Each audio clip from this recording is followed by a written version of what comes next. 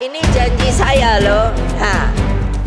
Jangan enak-enak, kan saya udah bilang partai ini mau saya jadikan partai pelopor. Kamu yang tidak bekerja untuk rakyat, out. Ini bener loh, bukan drama loh. Ya, janji ya.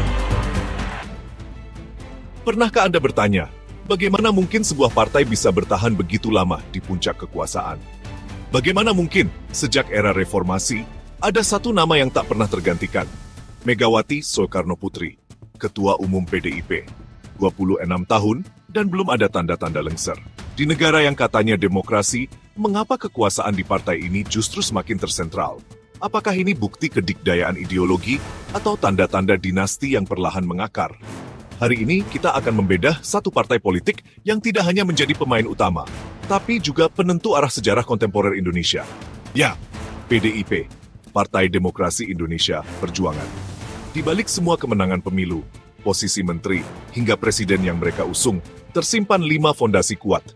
5 ilmu politik yang secara sadar dijalankan oleh PDIP. Ilmu yang membuat mereka bisa bertahan, menguat, bahkan mengendalikan. Mari kita mulai dari dasar paling ideologis warisan dari sang proklamator. PDIP bukan sekadar partai politik. Ia adalah perpanjangan dari ideologi Soekarno yang legendaris. Sejak awal, partai ini mengangkat Trisakti sebagai azimat politik, berdaulat dalam politik, berdikari dalam ekonomi, dan berkepribadian dalam kebudayaan. Ideologi ini adalah warisan, tapi sekaligus tameng yang kuat. Dalam setiap pidato, Megawati selalu mengutip Bung Karno. Intonasinya, pilihan katanya, bahkan bahasa tubuhnya, seakan membangkitkan kembali semangat sang proklamator. Dalam setiap pernyataan resmi, PDIP tidak pernah jauh dari narasi anti-imperialisme, anti-neoliberalisme, dan semangat membela rakyat kecil yang tertindas. Mereka membangun citra sebagai satu-satunya pewaris sah ideologi Soekarno. Pertanyaannya, apakah ini hanya romantisme sejarah atau sebuah strategi politik yang cerdas untuk merebut hati rakyat? Lihatlah bagaimana mereka menggunakan simbol-simbol nasionalisme, warna merah putih, gambar Bung Karno, hingga jargon-jargon revolusioner. Semua itu membangkitkan emosi, membakar semangat, dan pada akhirnya mengarahkan pilihan politik mereka. Inilah kekuatan PDIP, menanamkan ideologi, bukan sekadar menawarkan program. Jika ideologi adalah jantung PDIP, maka populisme adalah nadinya. Sejak awal reformasi, partai ini secara konsisten membingkai dirinya sebagai wakil dari wong cilik, rakyat kecil yang terpinggirkan oleh sistem. PDIP tidak pernah menempatkan diri sebagai partai elit, melainkan sebagai rumah bagi yang tertindas, yang kalah dalam percaturan ekonomi dan sosial. Mereka hadir dengan program-program pro-rakyat, seperti BLT, Raskin, dan Kartu Indonesia Pintar. Strategi ini terbukti efektif. PDIP berhasil merebut hati dan suara mayoritas rakyat Indonesia yang selama ini merasa diabaikan. Mereka membangun narasi kami versus mereka, wong cilik versus elit, rakyat kecil versus pemodal besar. Lihatlah bagaimana mereka belusukan ke kampung-kampung, berdialog dengan petani dan buruh, mengenakan pakaian sederhana yang jauh dari kesan mewah. Semua itu adalah pencitraan, tapi juga strategi untuk membangun kedekatan emosional. PDIP paham betul politik bukan hanya soal program, tapi juga soal persepsi. Dan mereka berhasil membangun persepsi sebagai partai yang membela wong cilik. Demokrasi terpimpin modern, satu partai, satu nama, satu kekuasaan. Jika kita berbicara tentang demokrasi, maka seharusnya yang muncul adalah keterbukaan, sirkulasi kepemimpinan, dan pembagian kekuasaan yang adil. Demokrasi idealnya mencerminkan suara rakyat, dengan pemimpin yang berganti secara berkala melalui proses yang transparan. Namun PDIP justru menampilkan wajah yang sedikit berbeda. Partai ini memiliki struktur yang sangat terpusat. Sejak berdiri kembali pasca pecah dari PDI era Orde Baru, partai ini dipimpin oleh satu nama, Megawati Soekarnoputri. Kepemimpinan Megawati telah menjadi simbol kekuatan dan stabilitas partai. Dari tahun 1999 hingga hari ini, tidak pernah ada pergantian. Megawati terus memegang kendali tanpa ada tanda-tanda perubahan. Kekuasaan terpusat di tangan satu figur. Ini menciptakan dinamika yang unik dalam politik Indonesia. Megawati adalah pemegang mandat Soekarnoisme, penentu arah partai, dan pengambil keputusan final. Dia adalah penerus ideologi ayahnya, Soekarno. Sistem ini menuai kritik, dianggap tidak demokratis dan feodal. Banyak yang mempertanyakan apakah ini sesuai dengan prinsip-prinsip demokrasi modern. Namun di sisi lain, sentralisasi kekuasaan ini justru menjadi kekuatan PDIP. Partai ini mampu menjaga kesatuan dan fokus dalam mencapai tujuannya. Partai ini solid, tidak mudah terpecah belah, dan memiliki arah yang jelas. Struktur yang kuat membuatnya tahan terhadap guncangan politik. Megawati adalah simbol pemersatu, figur karismatik yang disegani oleh seluruh kader. Kepemimpinannya memberikan rasa aman dan stabilitas. Loyalitas dibangun bukan pada sistem, tapi pada individu. Ini menciptakan hubungan yang sangat personal antara pemimpin dan pengikutnya. Pertanyaannya, apakah sistem ini akan terus langgeng? Apakah PDIP bisa bertahan dengan model kepemimpinan yang sangat terpusat ini? Atau justru menjadi bom waktu yang siap meledak ketika sang pemimpin tak lagi ada? Masa depan PDIP akan sangat bergantung pada bagaimana mereka mengelola transisi kepemimpinan. Partai kader, mesin politik yang terstruktur dan loyal. Kalau kita bicara PDIP, kita tidak hanya bicara soal partai pemenang pemilu.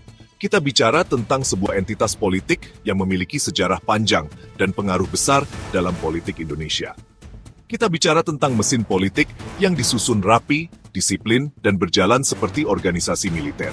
Setiap langkah dan strategi direncanakan dengan cermat, bukan partai massa yang hanya besar karena basis pemilih. PDIP adalah lebih dari sekadar jumlah. Tapi partai kader yang kekuatannya justru ada pada struktur internal dan loyalitas anggotanya. Loyalitas ini dibangun melalui proses panjang dan berkelanjutan. PDIP memiliki sistem kaderisasi yang ketat, terstruktur, dan berjenjang. Setiap kader dilatih untuk memahami dan menghayati nilai-nilai partai. Mulai dari tingkat ranting hingga pusat, semua kader digembleng dengan doktrin partai. Dilatih untuk patuh pada perintah dan siap bergerak secara terorganisir. Loyalitas adalah harga mati. Tidak ada ruang untuk perbedaan pendapat, apalagi pembangkangan. Siapa yang membelot akan disingkirkan tanpa ampun. Sistem ini memang efektif untuk menjaga soliditas dan kekuatan partai. Tapi di sisi lain, juga memunculkan pertanyaan tentang demokrasi internal dan ruang bagi kader muda untuk berkembang. Apakah PDIP akan menjadi partai yang kaku dan terjebak dalam romantisme masa lalu? Atau justru mampu bertransformasi menjadi partai modern yang tetap berpegang pada ideologi, tapi juga adaptif terhadap perubahan zaman? Hanya waktu yang akan menjawab. Simbolisme dan kendali narasi menguasai pikiran, menguasai politik. Jika ada satu hal yang tak bisa dipisahkan dari PDIP, itu adalah simbolisme.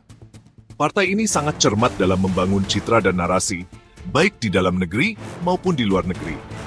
Mereka tak hanya sekadar mengatur kebijakan dan mengorganisir massa, tetapi mereka juga menguasai cara bercerita. Lihatlah bagaimana mereka mengemas setiap momentum, setiap peristiwa, menjadi sebuah narasi besar yang membangkitkan emosi dan membangun persepsi publik. Mereka piawai dalam menggunakan simbol-simbol, pakaian, warna, jargon, hingga lagu-lagu perjuangan. Semua itu dirancang untuk menanamkan pesan-pesan tertentu di benak publik. PDIP juga sangat lihai dalam mengendalikan narasi media. Mereka memiliki tim media yang solid, jaringan media yang luas, dan kemampuan untuk mengarahkan opini publik. Kekuatan simbolisme dan kendali narasi ini membuat PDIP menjadi kekuatan politik yang dominan. Mereka bukan hanya memenangi pemilu, tapi juga memenangi hati dan pikiran rakyat. Di titik nadir atau puncak kejayaan, PDIP bukan partai biasa. Ini adalah partai yang telah melalui berbagai fase sejarah. Ia tumbuh dari akar sejarah panjang, dibentuk oleh ideologi besar, dan dijaga oleh tangan-tangan yang penuh strategi. Dari Soekarno ke Megawati, kita melihat perjalanan yang penuh liku. Dari Megawati ke Puan, kita melihat bukan sekadar regenerasi, tapi juga transformasi dalam kepemimpinan. Tapi upaya mempertahankan kekuasaan melalui warisan. Warisan ini bukan hanya dalam bentuk kekuasaan, tetapi juga nilai-nilai dan ideologi. Mereka memainkan 5 kekuatan utama. Ideologi Soekarnoisme yang tak pernah lekang waktu. Ideologi ini menjadi fondasi yang kuat. Sentralisasi kekuasaan yang ketat, namun stabil. Sentralisasi ini memastikan kontrol yang efektif. Kultus individu, di mana figur partai lebih kuat dari sistem. Figur ini menjadi simbol kekuatan partai. Partai kader yang solid, terstruktur, dan loyal. Kader-kader ini adalah tulang punggung partai, penguasaan simbol dan narasi yang membentuk persepsi publik. Simbol dan narasi ini menjadi alat yang kuat. Kelima strategi ini menjadikan PDIP bukan hanya partai penguasa, tapi juga pengendali ritme politik nasional. Mereka mengatur tempo politik dengan cermat. Namun di sisi lain, struktur yang begitu tertutup, personalistik, dan berorientasi pada keluarga menyimpan bom waktu. Apakah partai ini mampu beradaptasi dengan zaman baru? Ataukah justru akan tumbang oleh gelombang perubahan yang tidak bisa dikendalikan dengan simbol dan sejarah semata? Kini, pertanyaannya ada di tangan publik. Apakah kita sedang menyaksikan kejayaan terakhir sebuah dinasti politik? Ataukah justru ini adalah awal dari transformasi menuju demokrasi yang lebih terbuka? Karena pada akhirnya, sejarah tak hanya ditulis oleh pemenang, tapi oleh mereka yang berani mempertanyakan apakah ini warisan atau sekadar warisan kekuasaan. Pertanyaan ini akan terus bergema dalam perjalanan politik kita.